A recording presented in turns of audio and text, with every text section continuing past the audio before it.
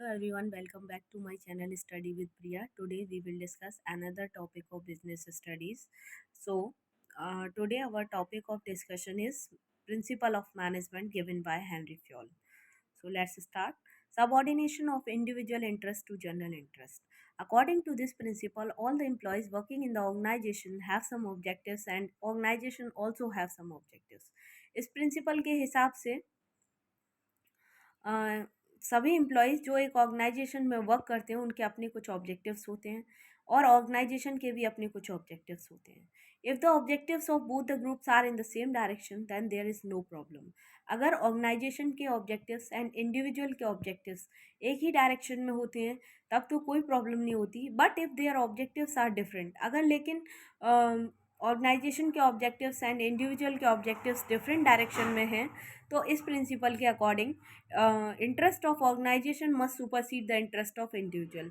Organisation के interest को हमेशा इंडिविजुअल के इंटरेस्ट से ऊपर रखा जाएगा। फॉर एग्जांपल, कोई ऑर्गेनाइजेशन है जो कि प्रॉफिट की कंडीशन में नहीं है और उस ऑर्गेनाइजेशन में वर्क करने वाले एम्प्लॉयज़ डिमांड करते हैं कि उनकी सैलरी इंक्रीज़ कर दी जाए। इस केस में ऑर्गेनाइजेशन जो है वो इस कंडीशन में नहीं है कि वो अपने एम्प्लॉयज़ की सैलरी इंक्रीज़ कर सके। तो इस केस में ऑर्गेनाइजेशन का जो इंटरेस्ट है वो हमेशा ऊपर रखा जाएगा। जब तक ऑर्गेनाइजेशन इस कंडीशन में नहीं आ जाती कि वो अपनी एम्प्लॉयज़ की सैलरी इंक्रीज़ कर सके, तब तक ऑर्गेनाइजेशन को ऑब्जेक्टिव्स को फर्स्ट प्रेफरेंस दी जाएगी in comparison to individual objectives. Next is remuneration of person. Next principle given by Henry Fayol is remuneration of person. According to this principle, employees in the organization must be paid fairly or adequately to give them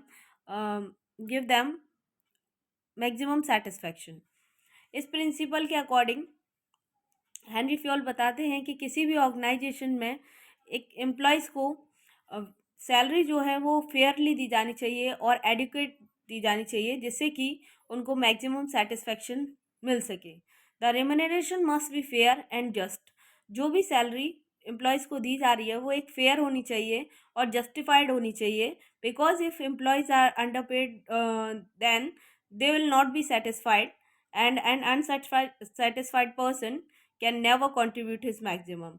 अगर employees को fair और justified wages और salary नहीं दी जाएगी तो employees हमेशा dissatisfaction feel करेंगे और अगर एम्प्लॉय डिससेटिस्फाइड फील करता है तो वो अपना मैक्सिमम कंट्रीब्यूशन नहीं दे पाएगा किसी भी वर्क में। तो ये प्रिंसिपल इसी चीज़ पर फोकस करता है कि हमेशा एम्प्लॉयज़ को फेयर एंड एडुकेट वेजेस दिए जाने चाहिए according to their work. If you like my video then please subscribe my channel and like this video.